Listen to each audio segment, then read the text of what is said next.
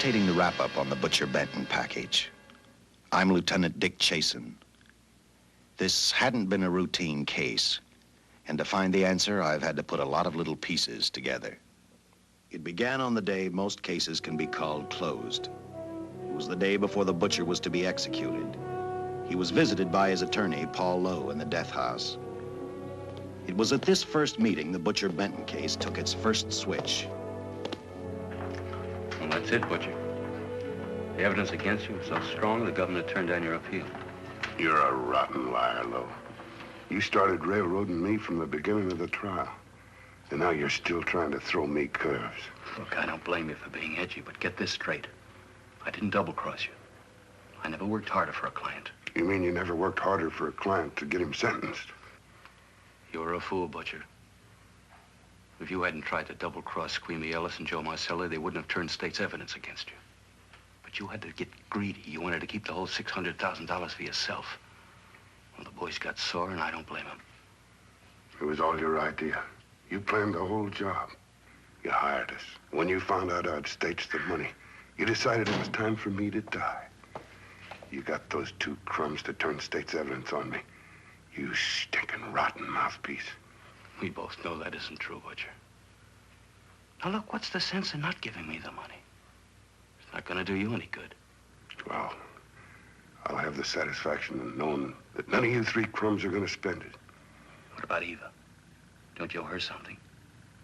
You tell me where the money is, I'll see that she gets your share. I've got a different idea. I'm gonna kill you and Squeamy and Joe. Then I'll take care of Eva myself. You thick-headed ape, you're gonna die tomorrow. Remember what I said. I'm gonna get you, all three of you. Even for you, Butcher, that'd be quite a trick. So long, dead man. Remember what I said. I'm gonna kill you, all three of you.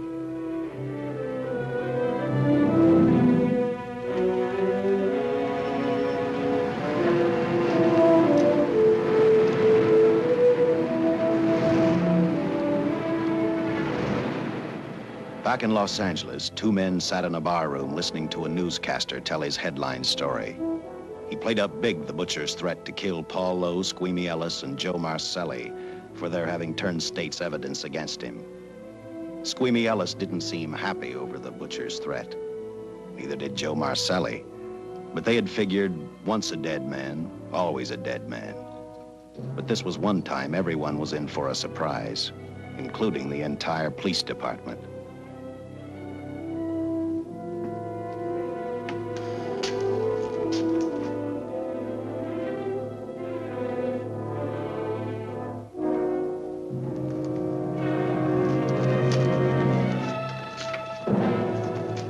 You seen the headlines, Captain?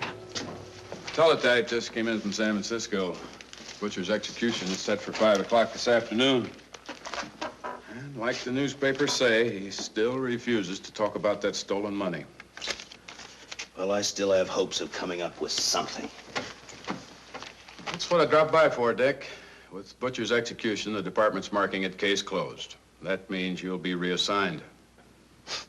I've spent a whole year trying to break this case. As far as I'm concerned, Butcher's death is just the beginning. Of course, I can't prove it, but I think that Paul Lowe was the top man. And even though I have to keep working on it while off duty, I'm going to get Lowe, Squeamy Ellis, and Joe Marcelli. Okay, Lieutenant. Officially, I've taken you off of the case. Unofficially, I wish you luck. Do me a favor. Keep me posted. Will do. Thanks, John. I headed for Eva Martin. She worked in a local burlesque house. I'm a cop, and my job is to ask questions and get answers. So I decided I might as well start again with her.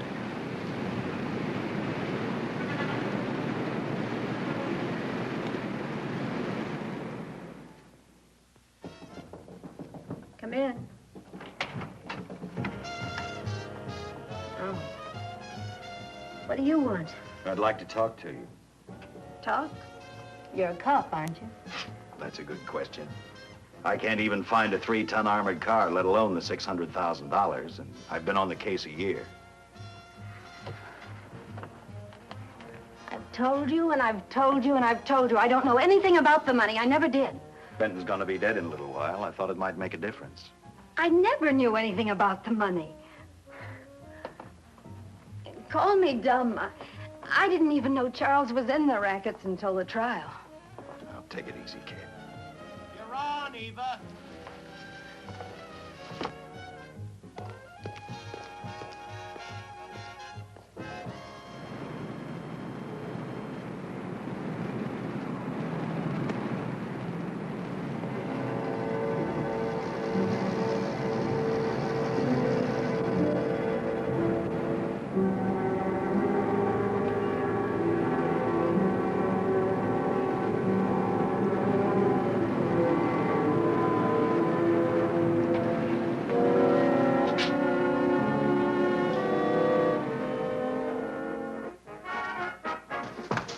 Honey, here's your wrap.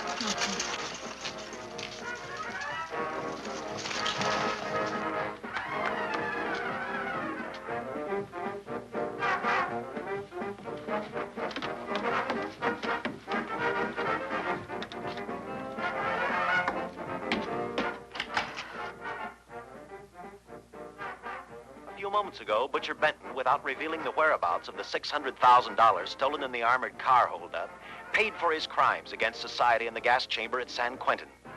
Now for a look at the international scene. Today... Come on, baby. Don't waste tears on Benton. I feel so badly about Charles. If I'd known, maybe I could have done something. How about a drink? We could both use one. An artist can't drink while she's working, Paul. Boy, see.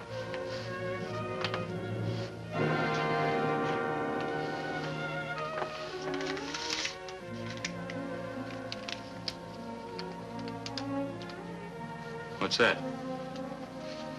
Well, now what's the matter? It's a message from Charles. He told me to open it if he died. Finale, Eva. All right. How about a steak after the show? No, thanks. Not tonight, Paul.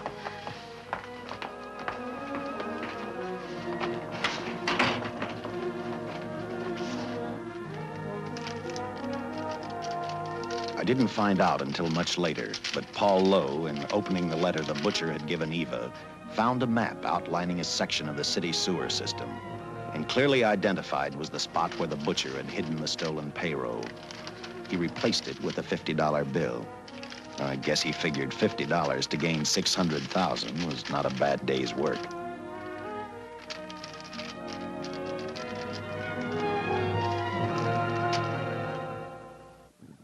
And a few hundred miles away in San Francisco, the case took another switch, which turned the next 72 hours into one long, hideous nightmare. Dr. Bradshaw, a distinguished biochemist, was making preparations for a final experiment which he hoped would lead the way to a cure for cancer. He'd been successful with laboratory animals. The last step called for a human body. And Dr. Bradshaw's assistant quickly made a deal with a local mortuary and returned to the laboratory with the dead body of Butcher Benton.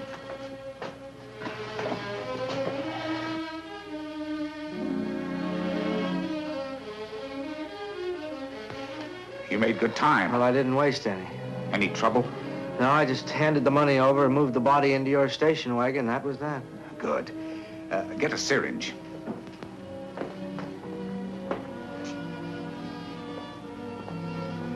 He's in good shape. Well, I hope so. We'll get other blood samples later. We'll run this one through fast. Right. Now wheel him into the machine and then raise him. Right.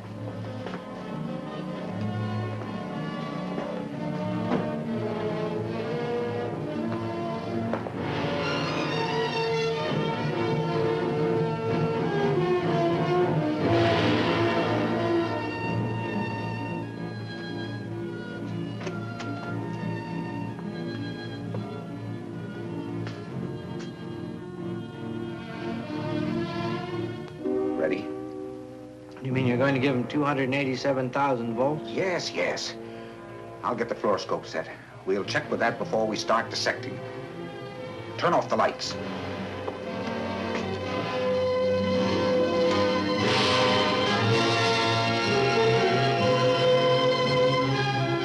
There you are, old boy. If you respond properly and my theory is sound, you'll be more famous dead than alive. Throw the switch.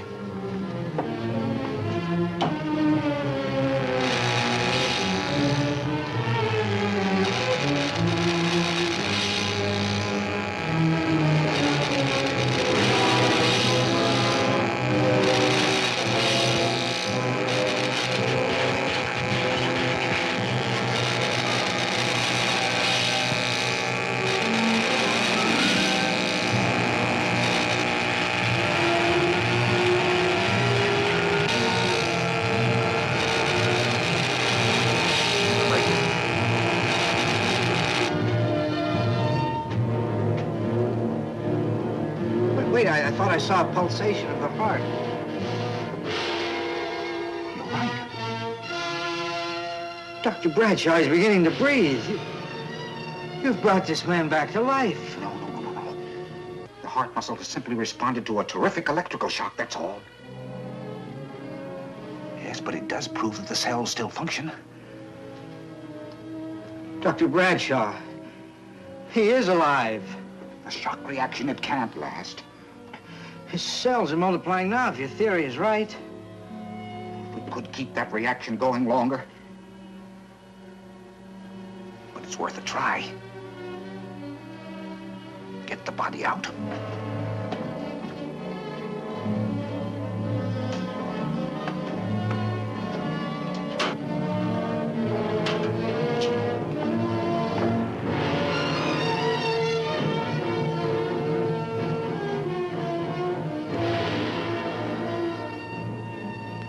Get some adrenaline from the supply room. Some amyl nitrite, too. Hurry, hurry.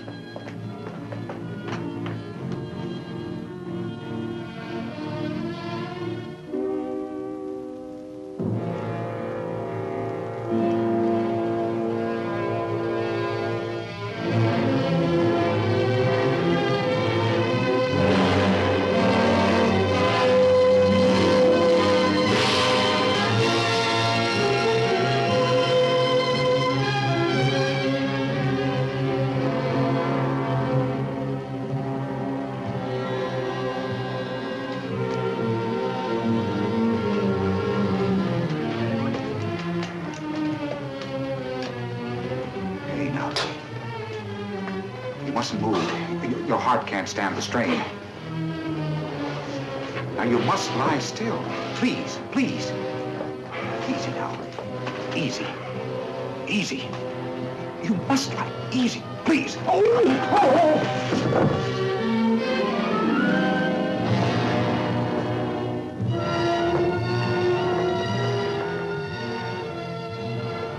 Dr. Bradshaw's experiment had given life back to the butcher.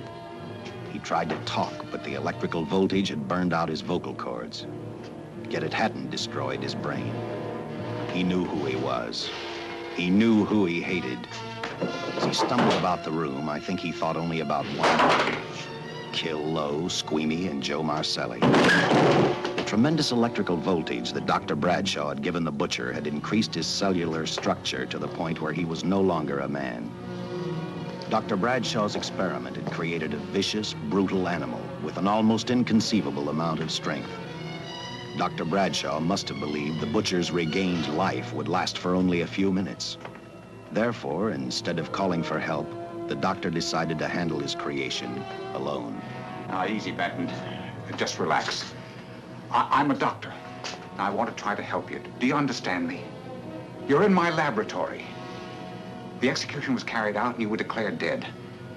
I tried an experiment on you and brought you back to life, although I didn't intend that. Now, you've had a great shock. Now come and sit down. Now, be quiet. Now, come and sit down. Take it easy. That's the boy.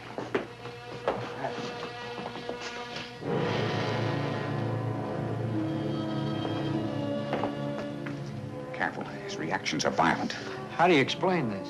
Each cell must have multiplied 100 times, perhaps thousands. His strength is unbelievable. No, it's too late for the amyl nitrite. I want to get some blood samples, make some tests on him, find out what's happened. Get me a syringe.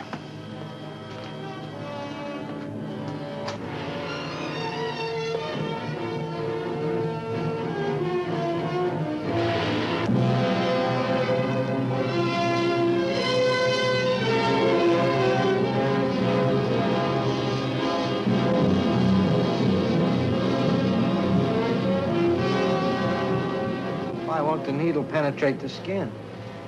The tissue must be nearly a solid mass of cells. How are we going to get the blood sample? Surgically, perhaps.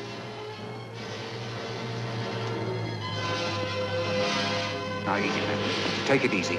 You can't leave here now. I'm responsible for your being alive.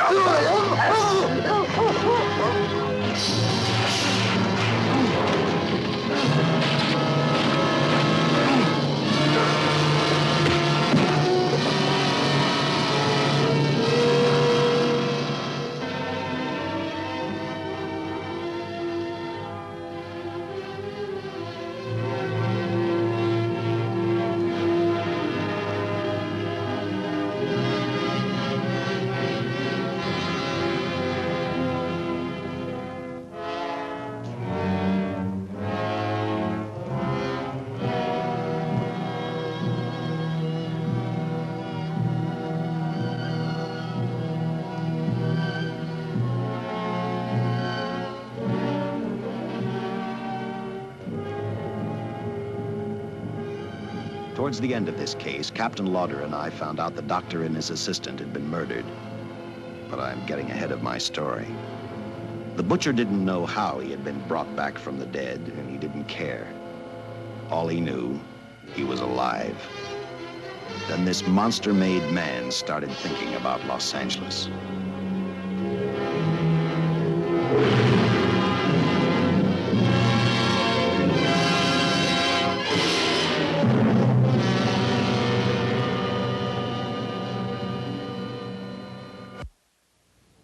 On that very night back in Los Angeles, I decided to stop playing detective for a little while. I went to the burlesque house to ask Eva to have dinner with me. After all, the butcher was dead, and if I got lucky, sooner or later, I figured Paul Lowe would lead me to the stolen payroll. In a way, that possibility made me even feel better. It's not fair to watch the show from backstage. Next time, I'll pay admission. I take it by that remark you like my routine. Yeah, you're pretty good. What I can't figure out, though, is why you stay in a place like this. It shouldn't be hard for someone like you to get a job in a class spot. If you weren't a detective, I'd be willing to bet with a line like that your next remark would be, how about dinner? Well, not exactly dinner, but a hamburger might be a good idea. If you're asking in an official capacity, I can't say no. I'm off duty. For the past 6 months, all I've ever called you is Lieutenant Chasen. Do you have a first name? Uh-huh. Dick. Give me 10 minutes for a quick change, because you've just made yourself a date, Lieutenant. I mean, Dick.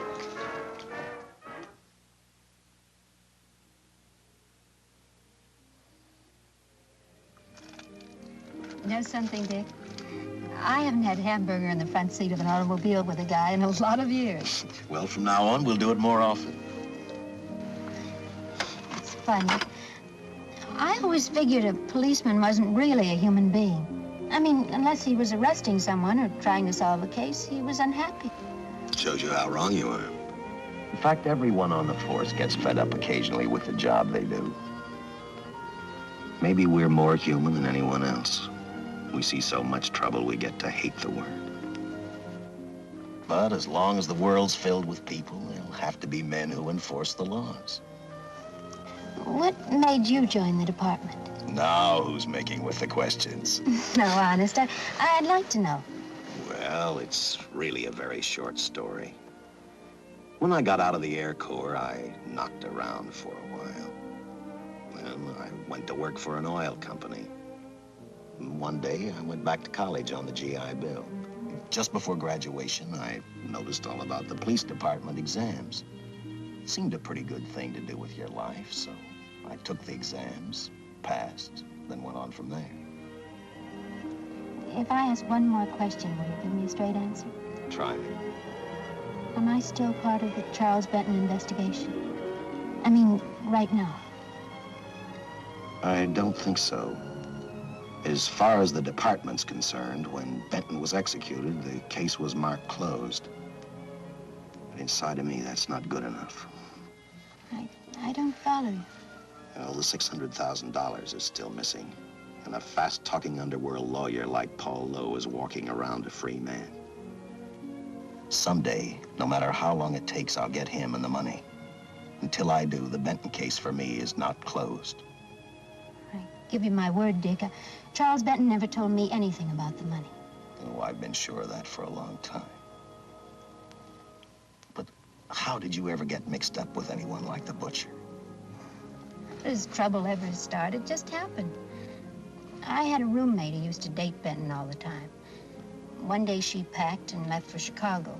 Benton carried a torch for her, and he used my shoulder to cry on. First thing I knew, we were having dinner together, and a few weeks later, I was labeled by the police as this #1 suspect and Benton's girl. But it was never like that. I made only one mistake. I felt sorry for him. You mean, until he was arrested for the robbery and the killing, you had no idea how he earned a living? I know this is going to sound crazy, but I only went out with Benton a couple of times. And all we ever talked about was Madge, my old roommate. The last time I saw him, he tried to get too friendly, and that's when I told him he had the wrong girl. But like I said, I'd already made my mistake. What about the burlesque house? How do you two fit together? You sound like a lot of other people. I left a small town a couple of years ago because I won a beauty contest, and the first prize was a screen test. Da, da, da, da, da. After which, nothing happened? That's right. Only, it was pretty rough. And then one day I read an ad about girls wanted for a burlesque show. I auditioned and I got the job. You know something? It's like any other job. If you're looking for trouble, you can find it even in a schoolroom. Well, when the screen test didn't work out, though, why didn't you go on home? Well, first you have to have a home to go back to. My folks are dead, so Los Angeles was as good as any place else. I don't know about you, but I do 8 shows a day, and at this hour, I'm bushed. I know what you mean. Mind if I drive you home? No. And I'll tell you something else. I haven't minded anything about tonight. Not even the hamburger. I kept playing tag with Lowe. He made 4 telephone calls. 3 of them didn't interest me, but one did. The one to Joe Marcelli. I watched Joe head for his meeting with Lowe, and for some unknown reason, I began to get the feeling that this case was finally about to explode in my favor. You see what I mean? Well, look at that, will you? I seen him stagger on 2 legs, but he's doing it on 4. Shut up, you flea bag. Well, look who's calling names. At least I ain't a squealer, a stoolie. I warned you before. All right, Harry, that's enough. I'll take care of him. I want to talk to him. Okay, Mr. Lowe. But any future business you've got with this psycho, take care of it upstairs in your office. If he keeps showing around here, sooner or later he's going to get slugged, cripple or no cripple. All right, shut up, Joe. Sit down.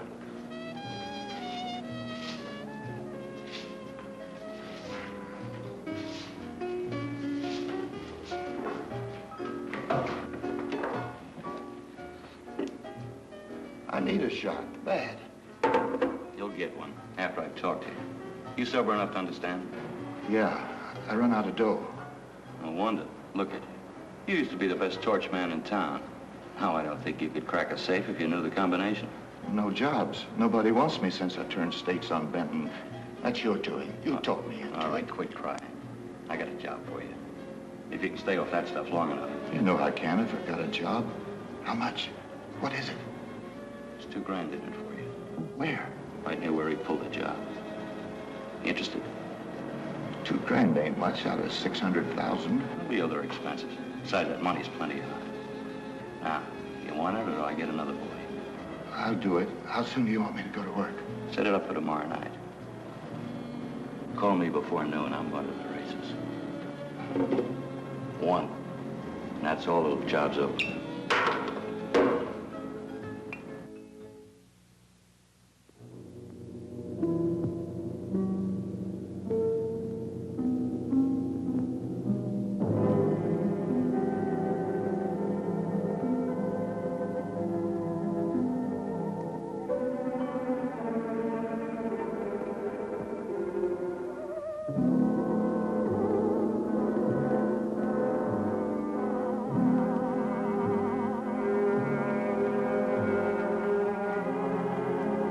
The butcher was walking slowly toward Los Angeles. He'd traveled through wooded hills to prevent being seen by anyone. Finally, he came to a quiet road. He stopped to get his bearings. And then he saw her, and he saw something else, an automobile. For the butcher, that rang a bell. With a car, he knew by the next afternoon he'd be in Los Angeles in plenty of time to catch up with the 3 men who had double-crossed him.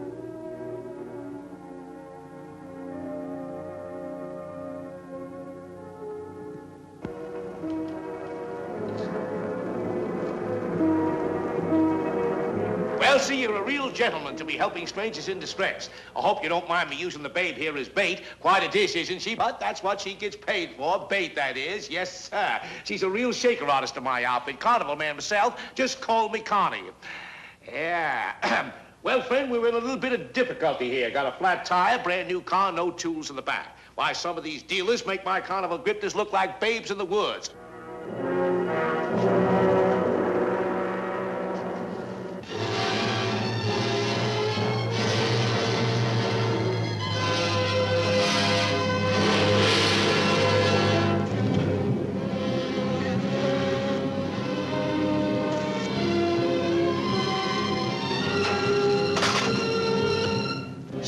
Holy.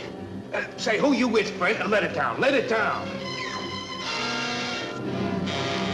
No matter who you with, friend, believe me, I can do better for both of us. I'll make a fortune for the both of us. Oh!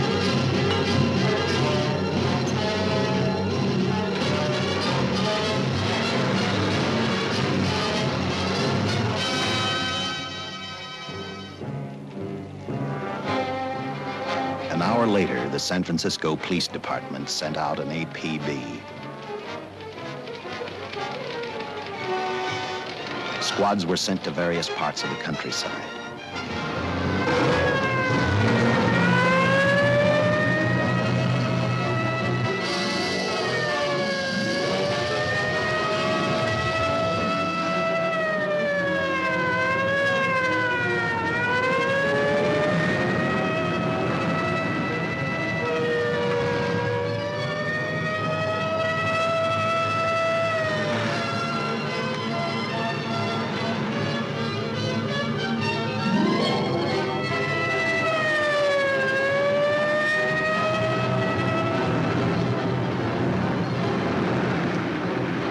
Roadblocks were thrown up to catch the cold-blooded killer the hysterical girl had described. Each squad kept reporting back to central headquarters, and each of their stories was the same. So far, none of them had spotted the car the killer was driving. Orders were given to shoot to kill, because from the girls' further accounts, they realized they were dealing with a maniac.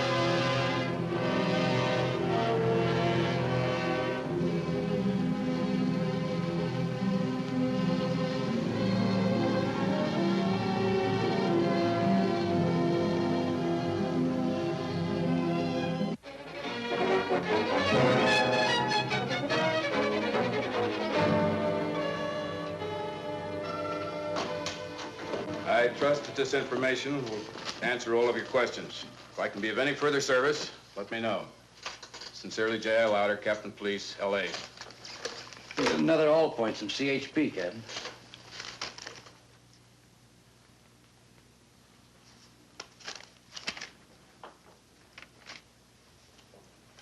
These reports sound like they come from a bunch of loonies. You sure do. There it is. Sergeant. Yeah. I want Lieutenant Chasen to look these over as soon as he comes in. All right, Captain. The next morning, I read the stories of the brutal murder of the 2 police officers. I also read the witness's statement about the bullets having no effect upon the killer.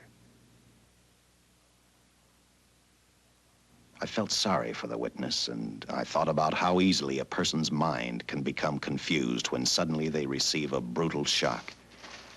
I didn't believe a man existed who could not be stopped by a slug from a .45. Good morning, Captain.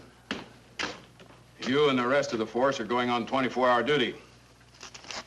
Seen the headlines? You mean this guy that's running amok up north? Yeah, the latest report, he's killed 2 police officers. Made a getaway in a green coupe heading south. I've got a hunch this killer's gonna be our baby. He could be in town right now. Yeah. You better get started, Lieutenant. Okay. Any new leads on that hold-up money? I think the girl can probably be counted out. If any of the others are wise, they're keeping mighty quiet. Well, let it ride for now. The whole force is gonna be on the spot until we catch this killer. Newspapers will have a field day.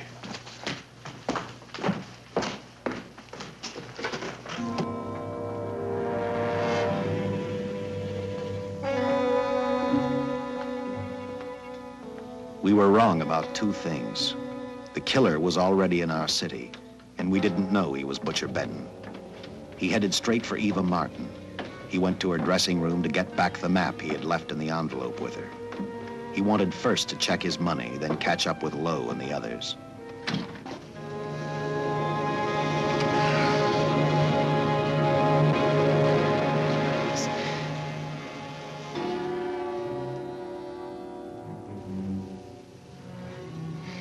Can't be. But you do look like him.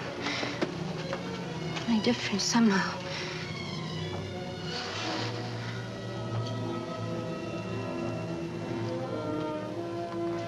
It is you. Why didn't somebody tell me? What's happened, Charles? Those look like bullet holes. Are they?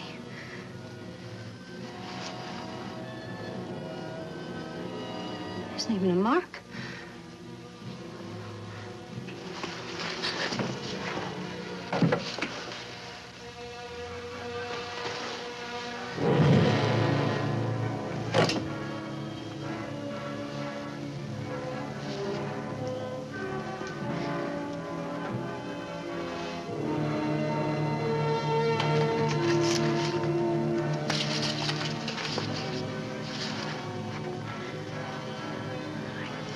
I opened it like you told me, and I found the $50.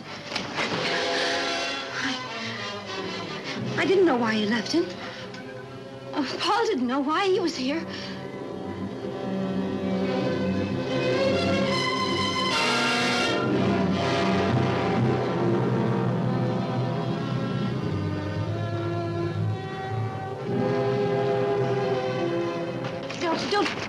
Don't think crazy. The name of Paul triggered his hate. He left her dressing room and started for Squeamy Ellis and Joe Marcelli's place. Because he knew, with them out of the way, Paul Lowe couldn't open the strongbox where the money was hidden. He thought of Squeamy and Joe first. He was saving Paul Lowe for last.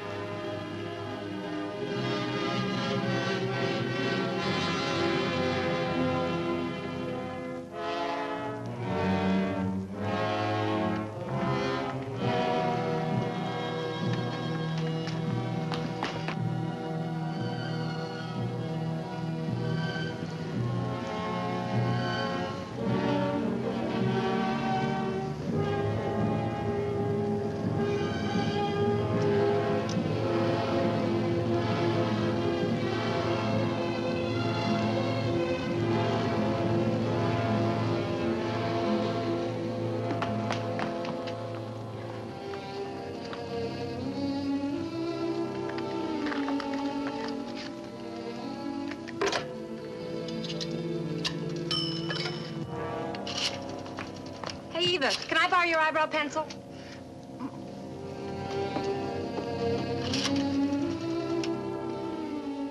Operator, get me police headquarters. Lieutenant Chasen, please. When do you expect him?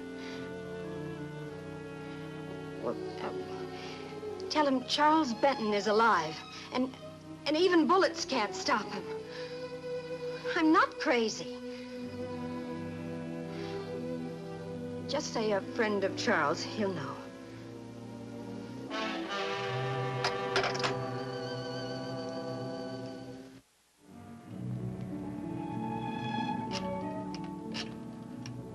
After leaving a message for me, Eva telephoned Squeamy Ellis.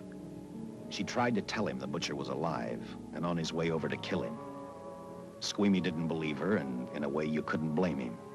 Who in their right mind would believe a man had returned from the dead? What Squeamy actually believed was that the butcher, before his execution, had hired a killer to carry out his threat.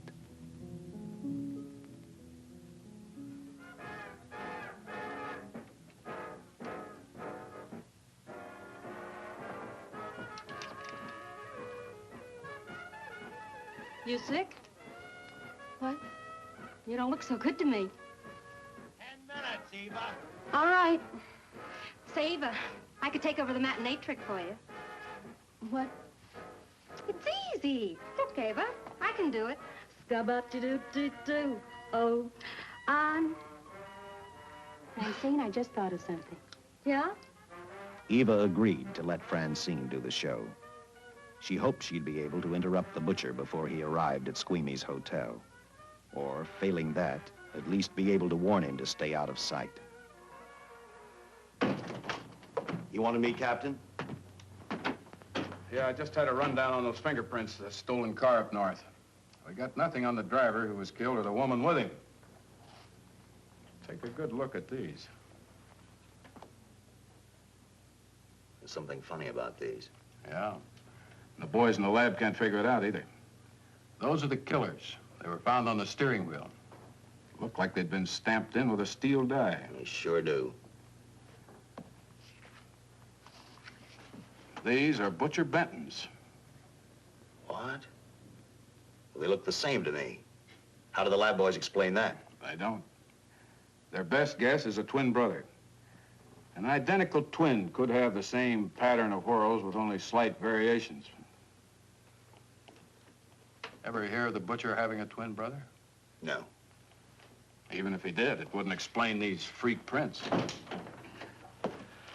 You didn't pick up your message, Lieutenant. Some wacky dame calls you. And she says Charles Benton is alive, and bullets won't stop him. If we buy the twin theory... Who was she? Where'd she see him? Well, she wouldn't leave her name. Sounded kind of hysterical to me. Said she was a friend of the butcher's. Eva Martin. Get over to the Follies and see what that girl knows. Yeah. Some guys have all the luck. I never drew an assignment to the Follies.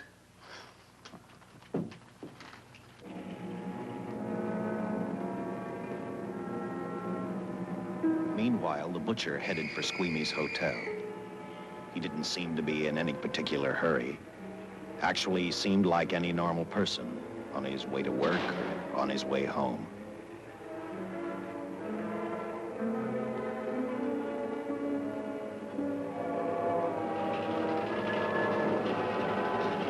He rode up Angel's Flight, arrived at the top, scanned the hotel building, and then noticed the only exit from Squeamy's apartment, a fire escape.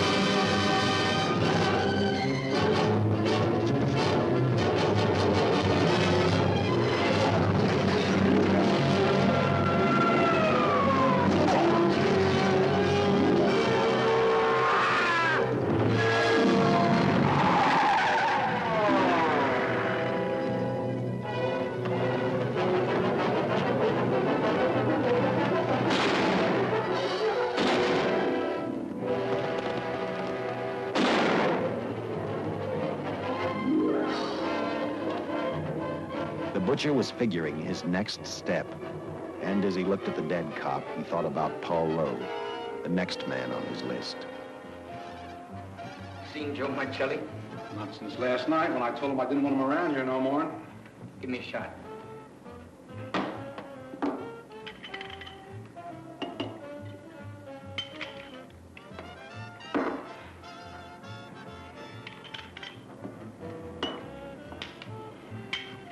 Look, I need help.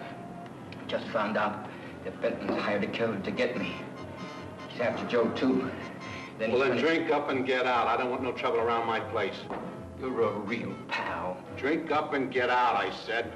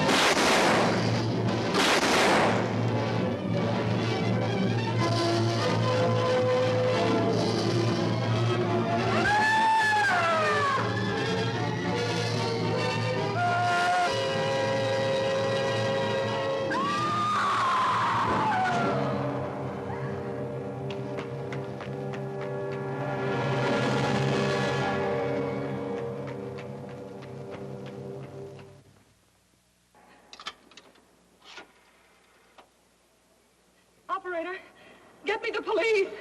Police! Yes!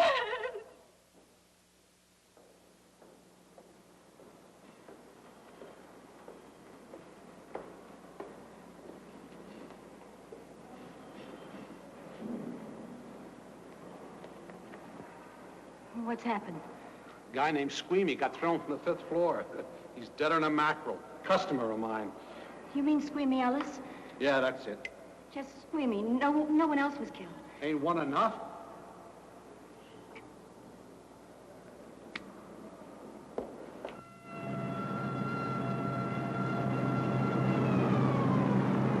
I tell you, the bullets never even phased him. He must have been wearing a bulletproof vest.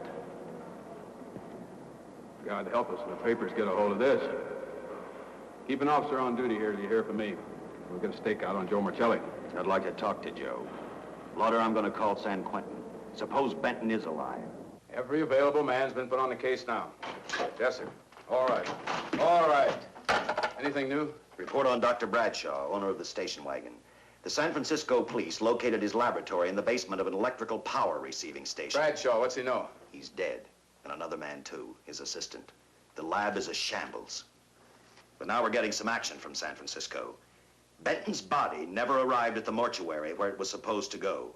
An attendant there finally broke down, admitted he picked up some quick cash by handing the body over to a man he was unable to identify. The man was driving a station wagon. Blast it, man. The chief's on my neck, and the commissioners are on his, and the mayor's on theirs. Now, am I supposed to tell him that our killer is a dead man? They found a notebook in Bradshaw's lab. It ties his experiments in with a Professor Dwiggins at Caltech. I hope to hear from Dwiggins soon. Captain, report from the valley on a hysterical woman. Reports the presence of the killer. There's the location. Let's go.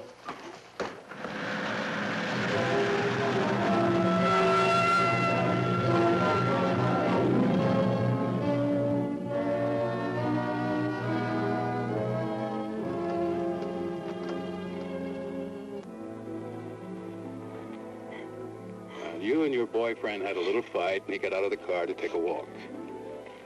You noticed that he walked down toward the sump area in the direction where you'd seen those lights a short while before. What happened then, miss? Please try to tell us. Well, I just sat there a few minutes, I guess. I was pretty mad. Then there was a loud crash, like heavy metal, sort of, from down here. I got out of the car to get a better look. I heard Jimmy cry out something. I couldn't make out the words. Then down here, in a patch of light, was Jimmy. And coming toward him was this man. Big man. Lifted Jimmy up over his head like he didn't weigh a thing. Jimmy screamed. Just once, before he broke Jimmy's back. I heard it snap, not far away. Then I started running till I found this house. They let me use the phone. Thank you, mate. We'll see that you get home right now. O'Malley, see that the young lady gets home all right. Paul Lowe, while driving to his office, heard a radio commentator report the murder of Joe Marcelli. And what shocked him most was when the broadcast identified the killer as possibly being the butcher. Lowe headed straight for Eva Martin at the Burlesque Theater. Oh, you gave me a start, Mr. Lowe. What are you doing here? Where's Eva? Oh, I'm taking her place. I'm going to wear her costumes. What's it to you? I asked you, where's Eva? Hey, don't get physical. Well, watch your tone of voice, Buster. I told you. Little Eva isn't here. I could see that for myself. Where is she? She's at police headquarters. That's where she is. Yes, sir.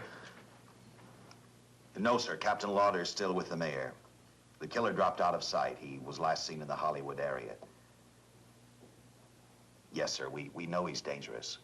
Every angle's being covered. Yes, sir. I'll tell him.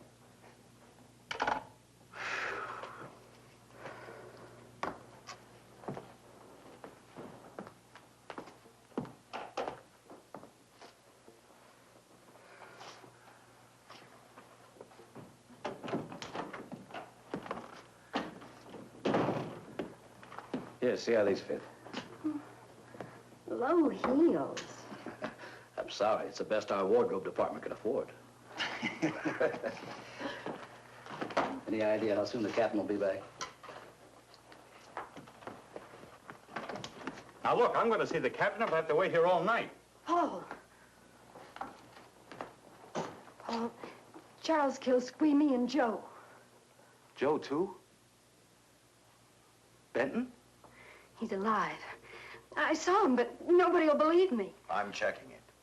My guess is whoever killed them is on the trail of the money, Lowe. Now, maybe you better start talking if you know anything about it.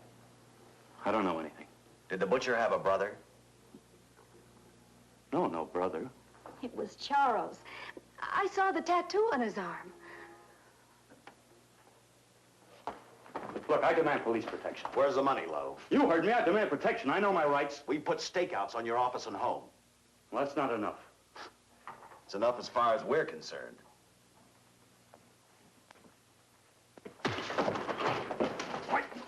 Now you gonna book me, Sergeant?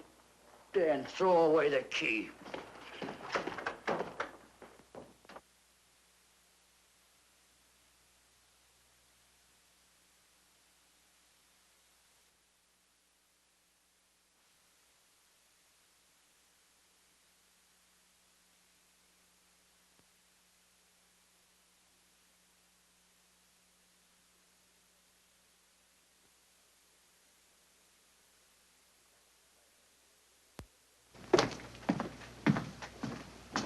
Thank you.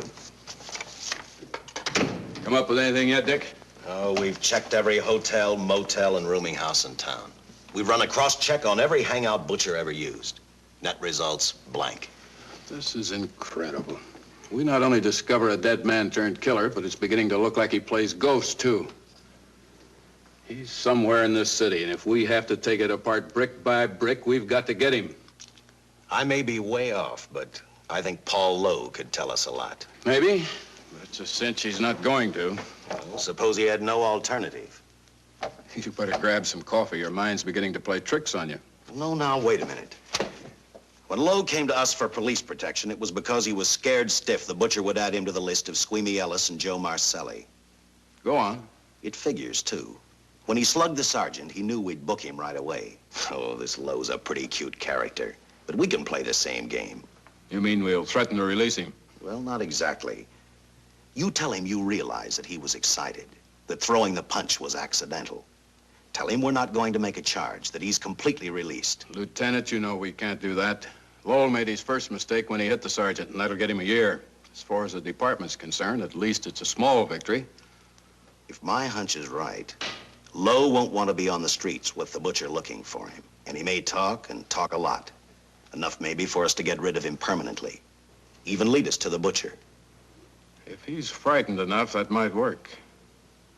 But if it doesn't... No, Dick, I'm not going to release him. I want him out of my way so bad I can taste it, but not bad enough to be responsible for getting him killed.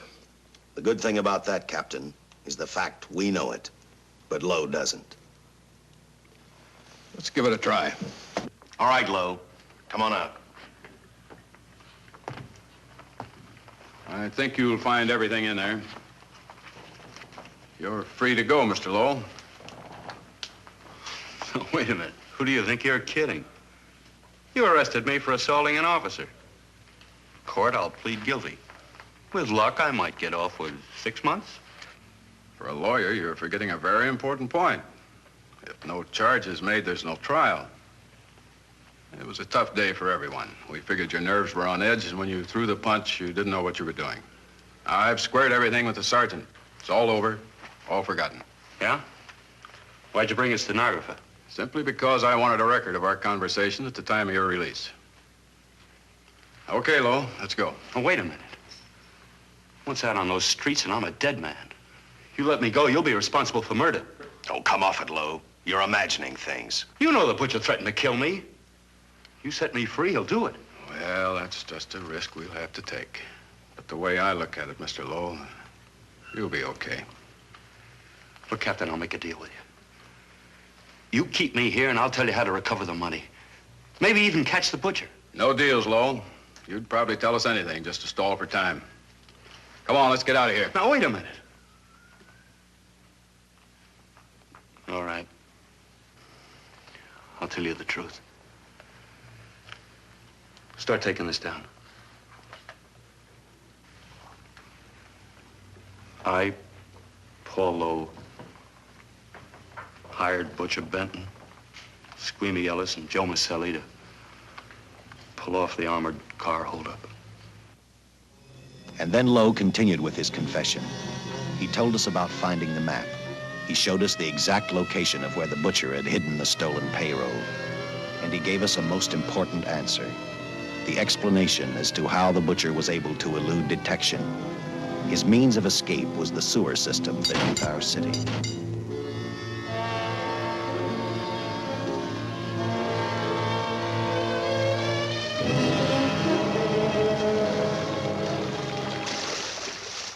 The The department went to work fast. Every police squad in the city was detailed to cover a specific area. Every entrance and exit to the Los Angeles city sewer system of 700 miles was covered. Captain Lauder and I, along with several other squads, headed for the entrance where, according to the map, Butcher had hidden the money. Our job was to stop him, and that made me think of one specific question. When we found him, could this monster be stopped? I, for one, wasn't sure.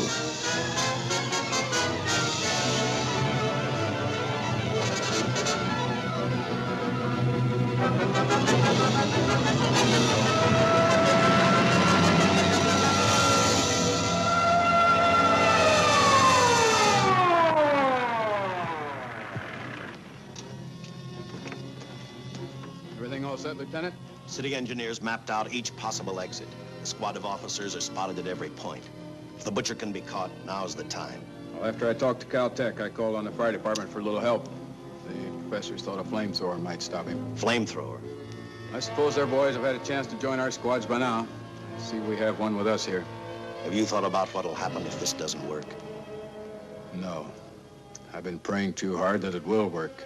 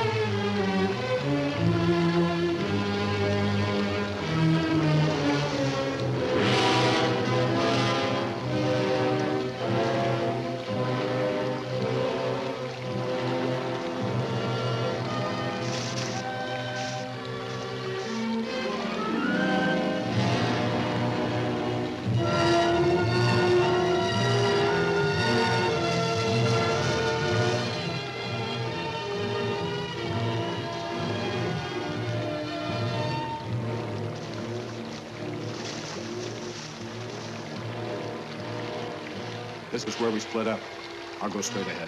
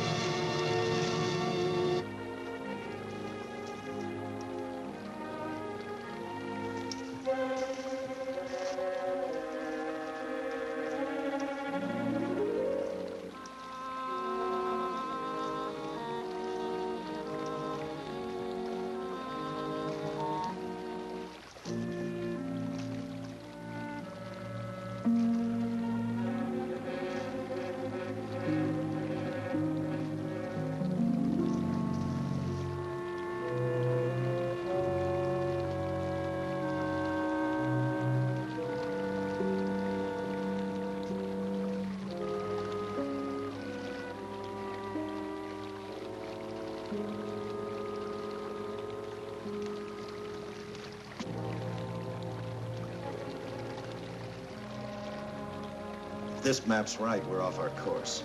We'll have to backtrack.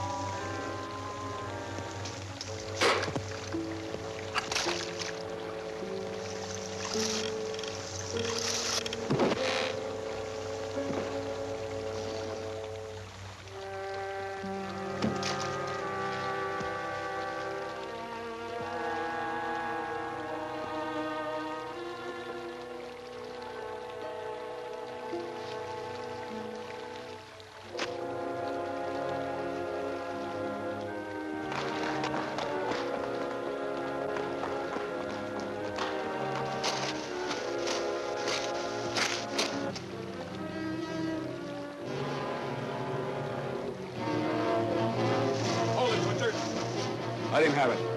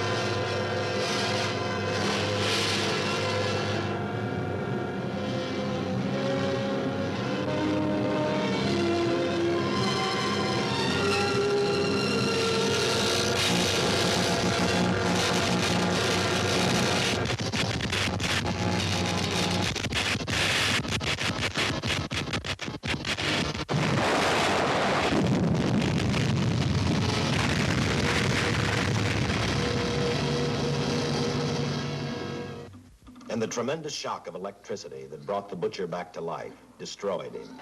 The $600,000 stolen in the armored truck robbery has been recovered. Case closed. Well, here are the scientist's comments for your records. I had to fill in a few spots with my own guesses, but I guess that's about the size of it. Did you get any sleep? Oh, some. Not much. How's the girl today? Well, I called the hospital about an hour ago. She'd gone. Gone? Where? Well, she told him she was a working girl and that she'd been away from the job too long already. Quite a girl. Yeah. Say, how about that time off I've got coming? 48 hours, beginning right now. With some rest, Dick.